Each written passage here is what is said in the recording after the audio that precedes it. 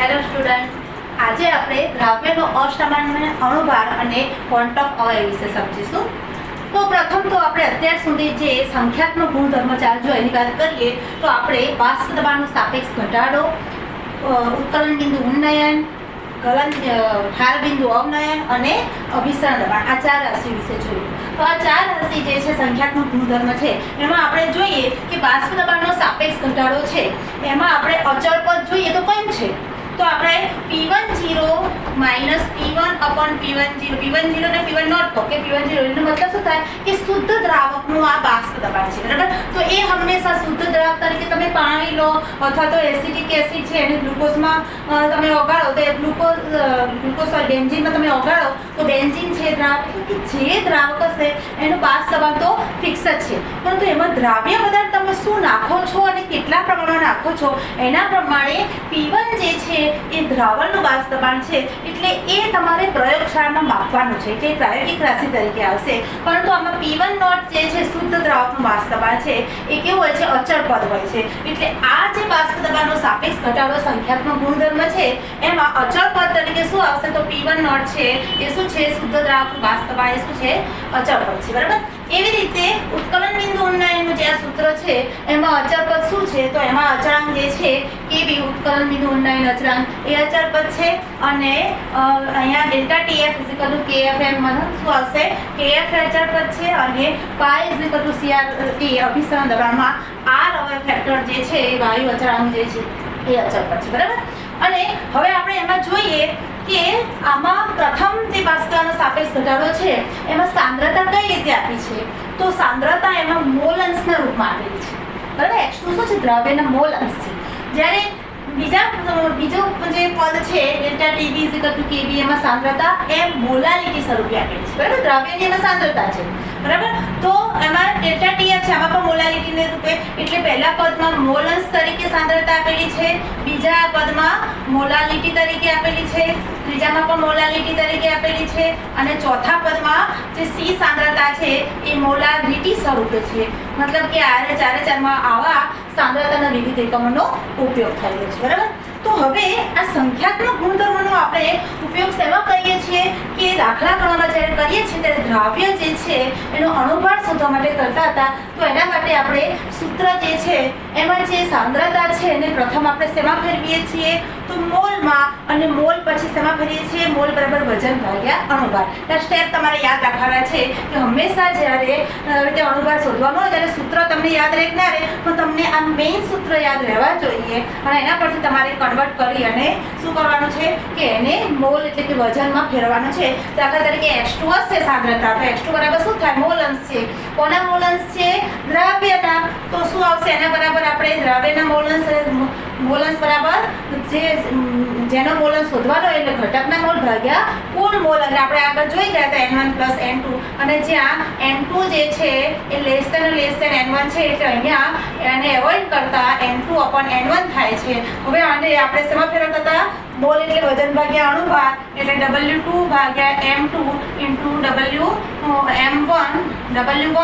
ભાગ્યા M1 અને આ આપણને ખબર છે આ જ્ઞાત રાશિ છે આ જ્ઞાત હોય તો આ જ્ઞાત M2 જે દ્રાવ્ય પદાર્થ છે એનો અણુભાર શોધો તો આપણે શોધી શકતા, બરાબર. ખ્યાલ આવે છે હું શું કહું છું એ આવી રીતે આનો ઉપયોગ કરી અને આપણે શું શોધતા હતા કે એને પહેલા શેમાં ફેરવવાનું મોલમાં ફેરવ્યા મોલ પછી શેમાં ફેરવ્યા વજન ભાગ્યા અણુભારમાં. સેમ એવી રીતે અહીંયા મોલાલિટી આપેલી છે મોલાલિટી નાનો m તો એમાં પણ આપણે શું કરતા હતા કે મોલાલિટીને પહેલા શેમાં ફેરવી દીધા મોલમાં. મોલાલિટી એટલે શું થશે મોલ પ્રતિ લિટર કઈ જવામાં શું આવશે મોલાલિટી છે એટલે મોલ પ્રતિ કિલોગ્રામ આવશે એટલે m બરાબર શું થશે દ્રાવ્યના મોલ એટલે N2 અપોન જે દ્રાવકનું વજન kgમાં, બરાબર.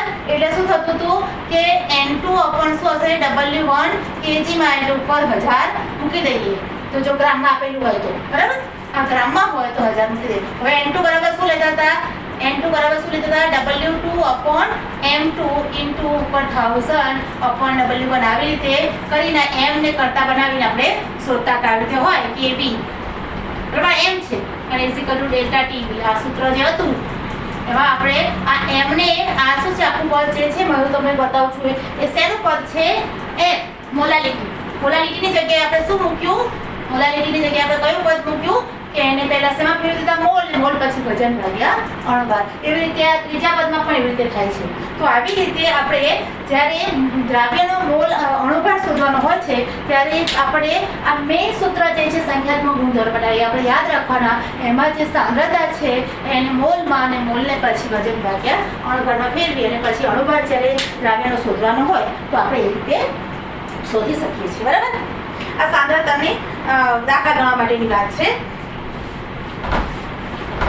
પછી હવે આગળ તમને વાત કરું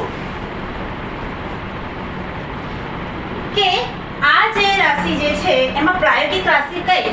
તો મેં તમને કીધું એમ કે આ જે સૂત્ર જે છે એમાં પ્રાયોગિક રાશિ કઈ આવશે? તો P1 છે પ્રાયોગિક રાશિ, જે પ્રયોગશાળામાં માપવાની છે.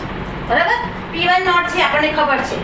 મોલ x2 જે છે એનું જે વજનને આપેલું હોય તો અદ્રાવ્યનો અણુભાર શોધવાનો હોય તો આપણે પહેલા પ્રાયોગિક રીતે P1 શોધી અને પછી એનો અજ્ઞાત રાશિ જે છે એનો અણુભાર શોધી શકીએ. બરાબર?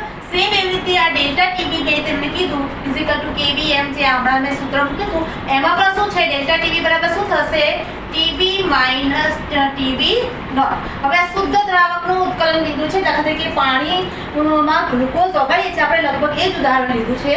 તો પાણીમાં જ્યારે ગ્લુકોઝ મેળવીએ છીએ ત્યારે પાણી જે છે શુદ્ધ પાણી એનું ઉત્કલન બિંદુ બોઇલિંગ પોઈન્ટ કેટલું છે? તો 100 ડિગ્રી. આ આપણને ખબર હોય છે. બરાબર? અને હવે એમાં જ્યારે ગ્લુકોઝ નાખીએ છીએ ત્યારે એનું ઉત્કલન બિંદુ કેટલું થાય છે એ નાખી અને પછી તમે પ્રયોગશાળામાં જઈ અને એને તમારે પ્રેક્ટિકલી એને માપવાનું હોય છે. એટલે એ તમારે દાખલા તરીકે 100.2 ડિગ્રી સેલ્સિયસ આવી છે.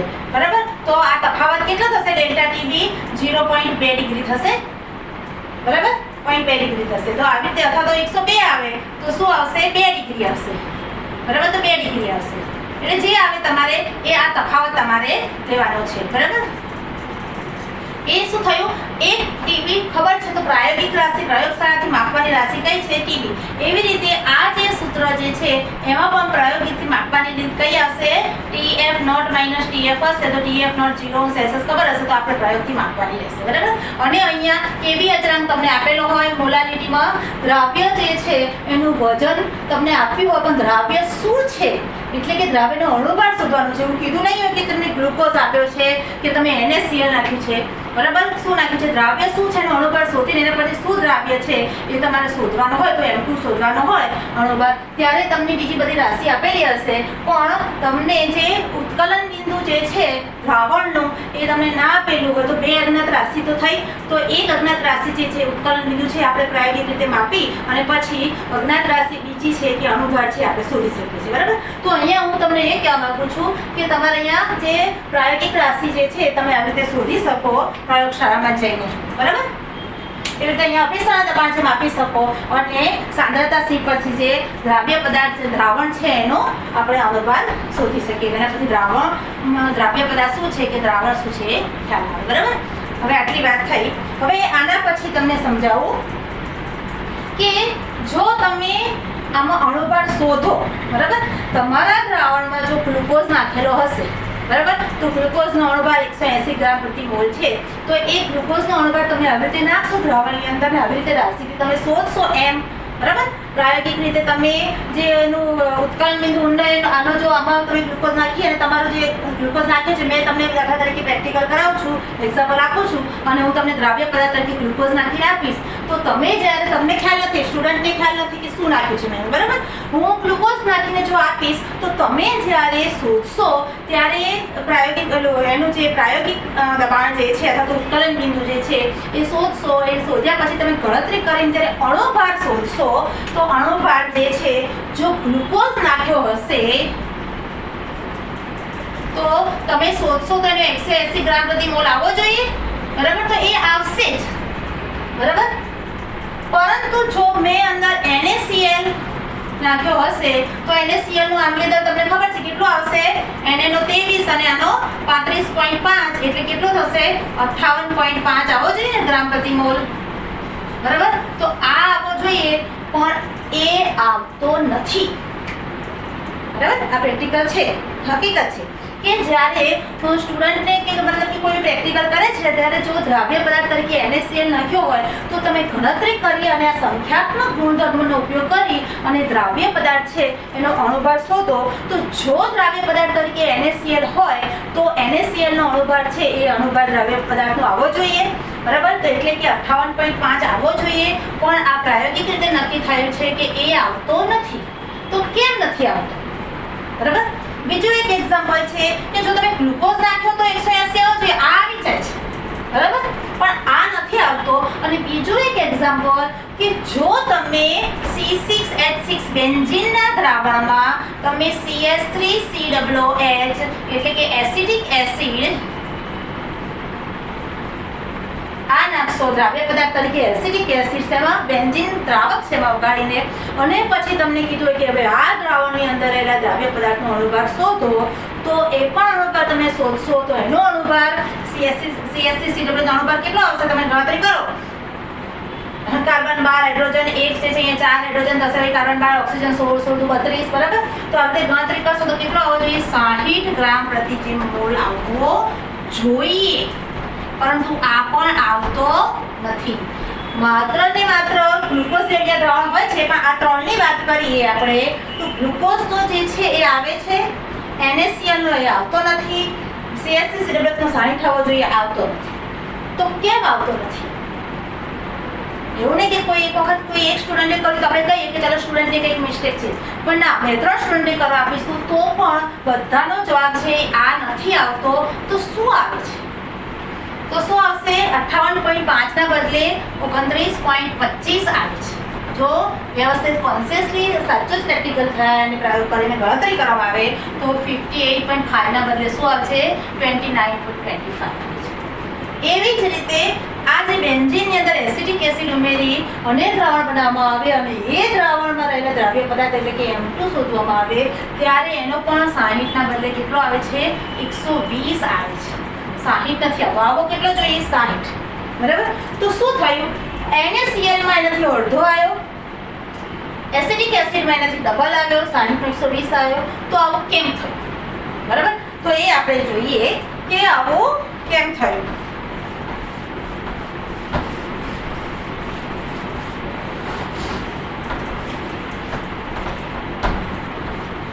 તો જુઓ સંખ્યાત્મક ગુણધર્મ જે છે, બરાબર, સંખ્યાત્મક ગુણધર્મ આજે આપણે જોયા, આપણે સંખ્યાત્મક ગુણધર્મ છે, બરાબર. આ સંખ્યાત્મક ગુણધર્મ છે એનો ઉપયોગ શું કરવા થાય છે કે દ્રાવણની અંદર રહેલા જે દ્રાવ્ય પદાર્થ જે છે એનો અણુભાર શોધવા માટે થાય છે, બરાબર. પણ અણુભાર શોધવા માટે થાય છે, પણ એમાં જે જવાબ આવે છે એની ત્રણ શક્યતા છે, બરાબર. કાં તો શું થશે જે આપવો જોઈએ એ જ આવશે, કાં તો વધારે આવશે એટલે કે ડબલ આવશે, કે મતલબ ડબલ આવશે જો નથી વધારે આવશે, અને કાં ઓછો આવશે, બરાબર. કાં જે છે એ જ આવશે ખરું જે છે, આ એક રોંગ થશે ને આ રોંગ થશે, વધારે આવશે કાં ઓછો આવશે, બરાબર. ત્રણ શક્યતા રહેલી છે. તો NaCl માં શું આવ્યો ઓછો આવ્યો, CH3COOH બેન્ઝીનનો ઉમેર્યો ત્યારે ડબલ આવ્યો વધારે આવ્યો, અને જ્યારે ગ્લુકોઝ ઉમેર્યો ત્યારે જે આવવો જોઈએ એ જ આવ્યો, બરાબર. એનો મતલબ શું થયો કે કંઈક અંદર ફેરફાર થાય છે, બરાબર. તો શું થાય છે અંદર કંઈક ઘટના થાય છે. તો આપણે જોઈએ કે જ્યારે કઈ ઘટના થાય છે તો સંખ્યાત્મક ગુણધર્મની મદદથી આ શોધીએ છીએ ત્યારે જો તમારું દ્રાવણ આદર્શ દ્રાવણ હશે તો જે તમારો અણુભાર પ્રેક્ટિકલી થિયરિકલ સૈદ્ધાંતિક હશે એ જ પ્રાયોગિક આવશે, બરાબર. એટલે તમે પ્રયોગથી તમારો જે અણુભાર આવવો જોઈએ એ જ આવશે, પદાર્થનો જે અણુભાર હશે એ જ આવશે. પરંતુ જો એ આદર્શ દ્રાવણ નથી તો અંદર કંઈ ઘટના થાય છે ને એના લીધે એનો અણુભારમાં ફેરફાર થાય છે, બરાબર. તો શું થાય છે તો જો CH3COOH છે ને ગ્લુકોઝમાં એસિડિક બેન્ઝીનમાં ઉમેરીએ છીએ ત્યારે શું થાય છે તો સુયોજનની ઘટના થાય છે, અને જ્યારે NaCl ને પાણીમાં ઉમેરીએ છીએ ત્યારે વિયોજનની ઘટના થાય છે, બરાબર. પહેલા જોઈએ આપણે કે NaCl શું છે તો એક આયનીય ઘન પદાર્થ છે, બરાબર. તો એને જ્યારે પાણીમાં જલીય દ્રાવણમાં ઓગાળીએ છીએ ત્યારે શું થશે Na+ અને Cl- આયન, NaCl માંથી શું થશે Na+ + Cl- આયન છૂટા પડશે, બરાબર. બધાને ખબર છે ને.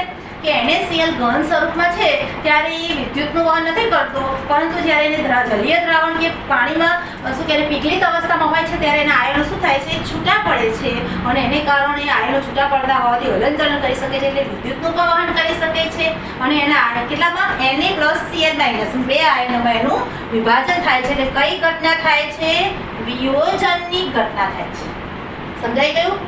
તો તમે દ્રાવણ જે છે, દ્રાવક છે, એની અંદર NaCl દ્રાવ્ય પદાર્થ જે છે એ બહારથી અંદર જ્યારે દ્રાવણમાં ઉમેરો છો અને દ્રાવણ બને છે ત્યારે વિયોજનની ઘટના થાય છે. એટલે શું થાય છે કે જો તમે 1 મોલ NaCl દ્રાવણમાં નાખ્યો, બરાબર, તો દ્રાવણમાં બહારથી તમે કેટલો નાખ્યો છે, 1 મોલ, તો અંદર કેટલો થઈ જશે, બહાર 1 મોલ તો અંદર કેટલો હશે, 2 મોલ બનશે. કેમ કે Na+ ના 1 મોલ અને Cl- ના 1 મોલ, ટોટલ કેટલા થશે, 2 મોલ થશે. બરાબર? ફરી સમજાવી દઉં કે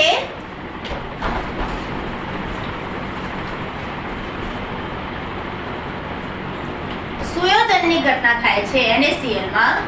શેમાં થાય છે, NaCl માં. તો તમે બહારથી કેટલો નાખ્યો, NaCl નો 1 મોલ, 1 મોલ NaCl નાખશો, 1 મોલ એટલે એનું વજન કેટલું થશે, 58.5. બરાબર, 58.5 ગ્રામ આયન વજન છે. પ્રતિ મોલ એનું વજન કેટલું છે, 58.5 ગ્રામ વજન છે. બરાબર, તો એ વખતે એના અણુ કેટલા છે, 6.022 × 10⁻23. આ એવોગેડ્રો આંકડામાં 1 મોલમાં જે અણુની સંખ્યા છે એ છે. બરાબર, બહારથી તમે એટલા નાખ્યા. બરાબર, તો અંદર શું થયું, તો અંદર પછી શું થશે, આ પાત્રની અંદર શું થશે, તો પાત્રની અંદર Na+Cl- Na+Cl- આવી રીતે અણુ બધા છૂટા પડી જાય છે.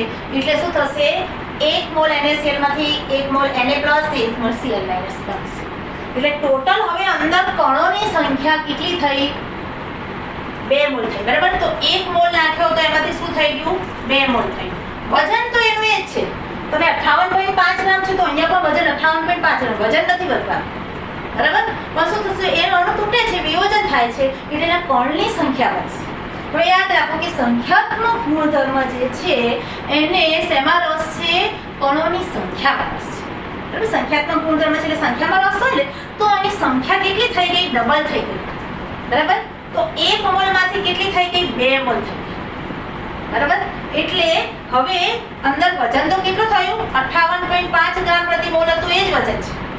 બરાબર, તો હવે દ્રાવણમાં તમે શું કહેશો કે જો 2 મોલ છે, હવે દ્રાવણની અંદરની જ વાત કરો, અંદર શું થાય છે એના પર જ એ ગુણધર્મ આવે. બહારથી તમે કઈ નાખ્યો એના પર એને કોઈને લેવા દેવા નથી. બરાબર, અંદર શું છે એ જોવાનું છે. તો સંખ્યાત્મક ગુણધર્મમાં 2 મોલ હશે તો વજન કેટલું થયું, 58.5.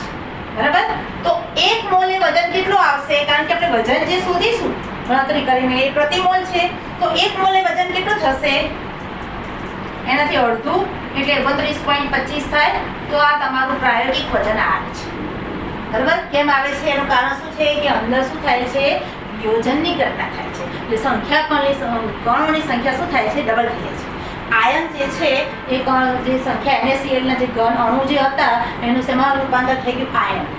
બરાબર, બહારથી જે તમે અણુ નાખો છો, બરાબર, એ અણુ કાં તો આયનમાં રૂપાંતર પામશે, કાં તો અણુ સ્વરૂપે જ રહેશે, અને કાં પાછું એનું સુયોજન થશે તો બે ભેગા થઈને શું થશે, દ્વિઅણુ કે ત્રિઅણુ, મતલબ કે સુયોજન થઈને ભેગા થઈને પણ એક શું થશે, મોટો અણુ બનશે. બરાબર, તો મોટો અણુ બને કાં જે છે એ જ સ્વરૂપમાં રહે અને અથવા તો આયનમાં રૂપાંતર થઈ જાય. બરાબર, તો 3 શક્યતા રહેલી છે. તો અહીંયા આપણે NaCl માં શું થશે, એ આયનમાં વિભાજિત થઈ ગયા અને કઈ ઘટના થઈ, વિયોજન થઈ, એટલે એની સંખ્યા શું થઈ, વધી. બરાબર, તો શું થશે કે 1 મોલ હતો, 2 મોલ અંદર નાખ્યા, તમે અંદર નાખ્યા તો 1 મોલ, અંદર કેટલા મોલ થયા, 2 મોલ થયા. હવે 2 મોલે વજન શું છે, 58.5. તો 1 મોલે વજન કેટલું આવશે, 29.5. માટે તમે જ્યારે પ્રયોગિક કરો છો ત્યારે તેનું વજન કેટલું આવશે, 29.25. સમજાય ગયું? તો અંદર શું થાય છે, વિયોજનની ઘટના. તો આવી રીતે બીજો કોઈ પદાર્થ છે, એવું જરૂરી નથી કે વિયોજન થાય એટલે 2 જ અણુ છૂટા પડે. બીજો કોઈ એવો પદાર્થ છે કે 3 અણુ છૂટા પડે છે. બરાબર, તો એના પરથી તમારે યાદ રાખવાનું કે જો એક અણુમાંથી 1 મોલ તમે નાખ્યો છે એમાંથી 2 મોલ થશે, 1 મોલમાંથી 2 મોલ થશે, બરાબર, બમણા થશે, તો તમારો અણુભાર જે આવો જોઈએ પ્રાયોગિક, બરાબર, તો શું થશે? પ્રાયોગિક અણુભાર કેટલો આવશે? અડધો, 1/3 આવશે, જે છે એનાથી અડધો, બરાબર. જો તમે 1 મોલ નાખ્યા છે ને અંદર 3 મોલ થાય છે વિયોજન થઈને, બરાબર, 1 મોલ જગ્યાએ 3 મોલ થાય છે વિયોજન થઈને, તો તમારો એક દ્રાવ્ય પદાર્થનો પ્રાયોગિક અણુભાર આવશે જે એનો છે એના કરતા 1/3 ભાગનો આવશે, બરાબર. જો તમે પદાર્થ નાખ્યો છે એનું ફરી પાછું વધારે વિયોજન થઈ અને એવો પદાર્થ છે કે એનું 5 અણુમાં રૂપાંતર થાય છે, 5 ઘટકો, બરાબર, ઘટકોની સંખ્યા 5 થઈ જાય છે, તો 1 મોલ તમે નાખ્યો છે એમાંથી જો 5 મોલ બનશે તો તમારો પ્રાયોગિક અણુભાર કેટલો આવશે? 1/5 જે છે એનાથી 5મા ભાગનો આવશે, બરાબર. એટલે તમારે યાદ રાખવાનું છે. આનાથી તમે કોઈ MCQ આવે તો તમે તરત કહી શકો કે વિયોજનની ઘટના થશે તો જે સામાન્ય અણુભાર નહીં આવે તો કંઈક અલગ અણુભાર આવશે, એને શું કહેવાશે? અસામાન્ય અણુભાર. તો એ અસામાન્ય અણુભાર કેટલો આવશે? તો જેટલું વિયોજનનું પ્રમાણ છે 1 મોલમાંથી 2 મોલ થતા હશે તો 1/3 આવશે, 1 મોલમાંથી જો 3 મોલમાં 3 ઘટકોનું વિયોજન થશે તો 1/3 ભાગનો આવશે, 5 ઘટકોનું થશે તો 1/5 આવશે, 4 ઘટકોનું થશે તો 1/4 ભાગનો, એટલે જે છે એના કરતાં એટલા ઓછો એનો શું આવશે? અપ્રાયોગિક અણુભાર આવશે, બરાબર. તો આ શું થઈ ગયો કહેવાશે? એનો આવશે પ્રાયોગિક અણુભાર, એને આપણે શું કહીશું? અસામાન્ય અણુભાર, બરાબર. શું કહેવાશે? અસામાન્ય અણુભાર. સમજાઈ ગયું? તમે કઈ ઘટના સમજાવી તમને? NaCl ની ઘટના, બરાબર. એવી રીતે CH3COOH ની વાત કરું તમને.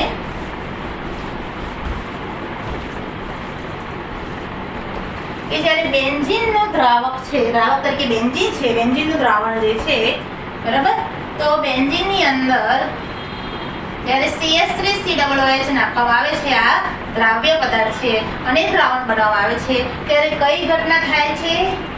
સુયોજન, બરાબર. એસિડિક એસિડને પાણીમાં ઓગાળે દ્રાવક તરીકે તો પછી અલગ વિયોજન ઘટના થશે, પણ એને બેન્ઝીનના દ્રાવકમાં ઓગાળીને દ્રાવણ બનાવવામાં આવે છે ત્યારે શું ઘટના થાય છે? સુયોજનની ઘટના થાય છે, બરાબર. સુયોજનની ઘટના એટલે શું થવું? સુયોજન થવું એટલે ભેગા થશે, બરાબર. તો કેટલા અણુ ભેગા થશે અહીંયા? તો એસિડિક એસિડના 2 અણુ ભેગા થશે, બરાબર. દાખલા તરીકે CH3C=O છે અને અહીંયા OH, બરાબર. એવી રીતે બીજો અણુ અહીંયા CH3, બરાબર, C અહીંયા OH, બરાબર, અહીંયા ડબલ બોન્ડ અહીંયા O, બરાબર. O ની ઉપર અબંધકારક ઇલેક્ટ્રોન છે, બરાબર. શું આવશે? CH3COH, બરાબર.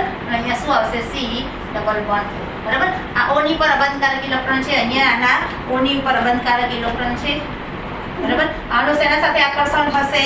તો એનું થશે હાઇડ્રોજન સાથે આકર્ષણ થશે, હાઇડ્રોજન બંધ બનશે, બરાબર. અબંધકારક ઇલેક્ટ્રોન અહીંયા પણ આનું થશે એટલે શું થશે? 2 અણુ ભેગા થઈને શું બનશે? એક અણુ બને છે. આ શું થશે? ડાયમર કહેવાશે. શું કહેવાશે? ડાયમર. 2 અણુ, એક અણુ ભેગા, 2 અણુ ભેગા થઈને શું થશે? એક અણુ બને છે, એટલે આને શું કહેવાશે? દ્વિ અણુ અથવા તો ડાયમર કહેવાશે, બરાબર. તો શું થયું કે આ ઘટનામાં શું થશે કે તમે 1 મોલ CH3OH ના અણુ દ્રાવ્ય કણો જે છે, મતલબ દ્રાવ્ય પદાર્થ છે, 1 મોલ વજન કરી એટલે કે 60 ગ્રામ વજન જે છે એટલા પદાર્થનો CH3COOH દ્રાવણમાં નાખો છો ત્યારે તમે કેટલા સંખ્યા કણ નાખ્યા? તો 1 મોલમાં કેટલા હશે સંખ્યા કણ?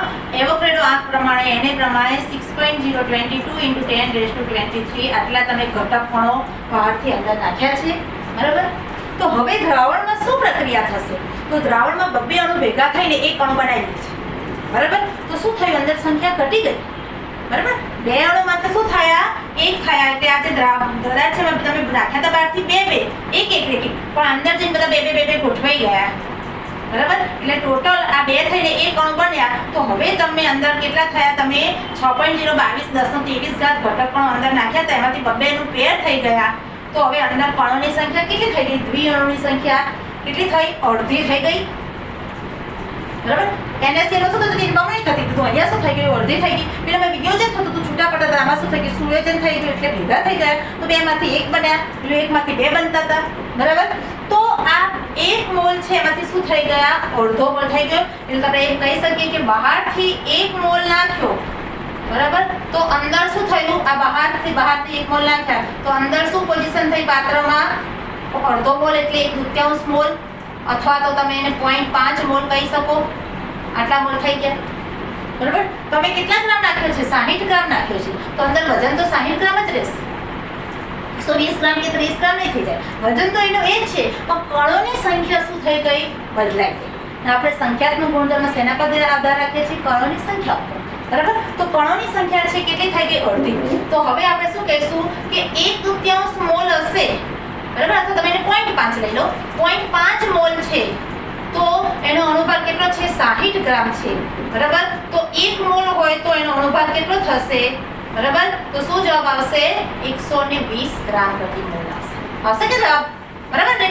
તો તમારે ગણતરી કરશો તો આ ગણતરીનું પ્રાયોગિક રીતે નક્કી કરી એનો જે બાષ્પ દબાણ છે કે એનો જે કોઈ પણ ગુણધર્મ જે છે પ્રાયોગિક એ નક્કી કરી અને જેનો અણુભાર જ્યારે શોધીએ છીએ, બરાબર, તો ત્યારે અણુભાર શું થશે? પ્રેક્ટિકલી કરશો ત્યારે અણુભાર શું હશે? પ્રાયોગિક અણુભાર 120 ગ્રામ પ્રતિ મોલ. એકચ્યુઅલમાં કેટલો આવવો જોઈએ? 60 ગ્રામ, બરાબર. તો શું થયો? આ આવતો અણુભારને શું કહીશું આપણે? અસામાન્ય અણુભાર. બરાબર, સામાન્ય અણુભાર નથી, બરાબર. તો કેમ આવું થયું? તો અહીંયા શું ઘટના થાય છે? સુયોજનની ઘટના થાય છે, બરાબર.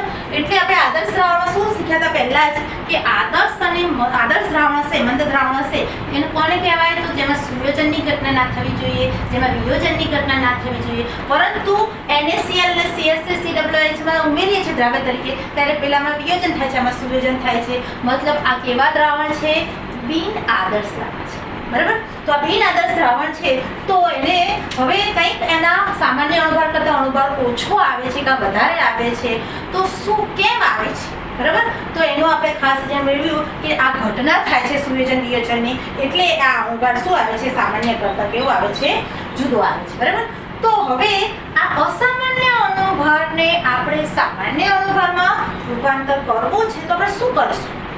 બરાબર. તો એ જોઈએ તો કંઈક એમાં ઉમેરવું પડશે, બરાબર. કંઈક જેમ કે સરકારે કેમ કે કંઈક નવી રીત કરવા માટે કંઈક સરકાર વધારે એમને કંઈક ઉમેરવું પડે. તો જીએસટી ટેક્સ હવે વધાર્યો છે, જીએસટી ટેક્સ લાગુ પાડ્યો છે, એવી રીતે આમાં પણ કંઈક સામાન્ય લાવવા માટે શું કરવું પડશે? કંઈક એમાં એડ કરવું પડશે, બરાબર. તો આમાં શું કરવું પડશે? કંઈક એમાં ઉમેરવું પડશે. તો આપણે એક વોન્ટોફ નામના વૈજ્ઞાનિકે એની ગણતરી કરી અને એને એક ફેક્ટર જે છે આઈ ફેક્ટર, વોન્ટોફ અવયવ કહીએ છીએ, એ આમાં શું કરવું પડશે? એટલે લાગુ પાડવું પડશે, એટલે કે એ આમાં ઉમેરવું પડશે. તો કઈ રીતે ઉમેરશું આપણે જોઈએ. તો પ્રાયોગિક રીતે ગણતરી કરી અને વોન્ટોફ નામના વૈજ્ઞાનિકે જે ફેક્ટર ઉમેર્યું એ ફેક્ટરને આપણે વોન્ટોફ અવયવ આઈ તરીકે ઓળખ્યો. એટલે અસામાન્ય અણુભાર જે છે, અસામાન્ય અણુભારને આપણે સામાન્ય અણુભારમાં ફેરવવું છે, બરાબર. તો અસામાન્ય અણુભારને સામાન્ય અણુભાર બરાબર કરવો છે તો એના માટે આને જે સામાન્ય જે અસામાન્ય અણુભારને શું કરીશું? ગુણ્યા આઈ તરીકે લઈશું, બરાબર. આ જ્યાં આઈ એ શું છે? વોન્ટોફ અવયવ કહે છે, બરાબર. તો આના પરથી આઈ બરાબર શું થશે? આવું ઉમેરી દેશું અસામાન્ય અણુભારમાં, આઈ જોડે ગુણશું તો શું આવશે? સામાન્ય અણુભાર આવી જશે. તો આઈ મતલબ શું થશે? તો આઈ મતલબ થશે કે સામાન્ય અણુભાર જે આપણે સૈદ્ધાંતિક આપણને ખબર છે, બરાબર, અને છેદમાં આવશે અસામાન્ય અણુભાર, બરાબર. સામાન્ય અણુભાર છેદમાં શું આવશે? અસામાન્ય અણુભાર, બરાબર. બીજું એનું ઉદાહરણ આવશે I = શું થશે? તો સૈદ્ધાંતિક અણુભાર, સામાન્ય એટલે સૈદ્ધાંતિક, આપણે થિયરિકલથી ગણતરી કરી દઈએ કે આપણે ગણતરીથી કહેતા હતા, આપણે ગણતરીમાં તો કણોની સંખ્યા સરખી જ લેવાના છીએ, બરાબર. વિયોજન થાય છે, સુયોજન થાય છે, થિયરિકલ તો ખબર નહીં પડે, પ્રેક્ટિકલ કરશું ત્યારે ખબર પડશે. તો પ્રેક્ટિકલી જે અણુભાર છે એ શું કહેવાશે? પ્રાયોગિક અણુભાર છે. તો ઉપર શું આવશે? સૈદ્ધાંતિક અણુભાર ભાગ્યા શું આવશે? પ્રાયોગિક અણુભાર, બરાબર. આ ઉપરાંત ત્રીજું જે એક્ઝામ્પલ છે કે I બરાબર સુયોજન કે વિયોજન પછી આ યાદ રાખજો, સુયોજન કે વિયોજન પછી દ્રાવણમાં રહેલા દ્રાવ્ય કણોના મોલની સંખ્યા છેદમાં સુયોજન કે વિયોજન પહેલા દ્રાવણમાં રહેલા દ્રાવ્ય કણોના મોલની સંખ્યા. બરાબર? કોના મોલની સંખ્યા? જે દ્રાવ્ય છે એના કણોની મોલની સંખ્યા. પણ શેના પહેલા પછી થઈ ગયા પછી વધે છે કે ઘટે છે? NaCl માં વધી છે, એના 2 મોલ થયા છે. પહેલા કેટલા હતા? 1 મોલ. બરાબર? એવી રીતે CH3CH માં 0.5 મોલ ને પહેલા કેટલા હતા? 1 મોલ. બરાબર? તો એવી રીતે સુયોજન પછી અને અહીંયા નીચે હશે પહેલા. તો કરશો તો તમને શું મળી જશે? I ફેક્ટર મળી જશે. બરાબર? અને જે I ફેક્ટર છે એને તમે ગુણાકાર કરશો આ રીતે તો શું થશે? તમને સામાન્ય અનુપાત મળી જાય છે. તો આ જે I ફેક્ટર છે. હવે I ફેક્ટર જે છે, બરાબર, એની વાત કરીએ તો દાખલા તરીકે NaCl ની વાત કરું તમને,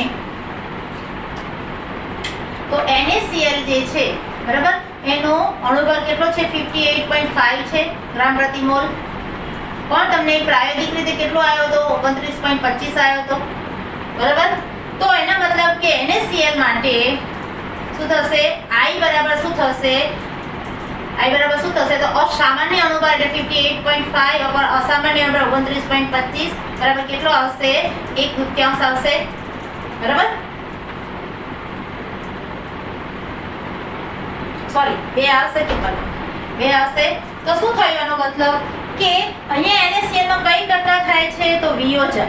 જો વિયોજનની ઘટના હશે તો I કેટલો હશે? Greater than 1. બરાબર? 2 આવ્યો એટલે ગ્રેટર ધેન 1 કહેવાય ને. બરાબર? એવી રીતે જો સુયોજનની ઘટના હશે તો શું આવશે? I less than 1. બરાબર? એટલે યાદ રાખવાનું I ગ્રેટર ધેન 1 હશે તો કઈ ઘટના થશે? સુવિયોજન. અને I લેસ ધેન 1 હશે તો કઈ ઘટના થશે? સુયોજન. બરાબર? અને જો I = 1 હશે તો નથી વિયોજન થતું, નથી સુયોજન થતું, એટલે દ્રાવણ કેવું છે? આદર્શ દ્રાવણ છે. બરાબર? એટલે કે જો ગ્લુકોઝ નાખશો તો શું થશે? સુયોજન પણ નહીં થાય, વિયોજન પણ નહીં થાય. તો આદર્શ દ્રાવણ માટે શું આવશે? I = 1. બરાબર? તો આમ આ બધું ગણતરી પરથી તમને ખ્યાલ આવી ગયો હશે કે સંખ્યાત્મક ગુણધર્મો જે છે એને દ્રાવણની અંદર રહેલા દ્રાવ્યના સંખ્યાકણો પર રસ છે. બરાબર? કે તમે શું ઉમેર્યું એમાં નહીં, અંદર શું થયું એનામાં રસ છે. એટલે અંદર જે ઘટના થાય છે, બરાબર, એના લીધે શું થાય છે કે તમારો અણુભાર જે છે આવવો જોઈએ એના કરતાં કેવો આવે છે? કાં તો વધારે આવે છે, કાં તો ઓછો આવે છે, કાં સરખો આવે છે. તો આદર્શ દ્રાવણ હશે તો એ જ આવશે, બિન આદર્શ દ્રાવણ હશે તો કાં વધારે આવશે કાં ઓછો આવશે.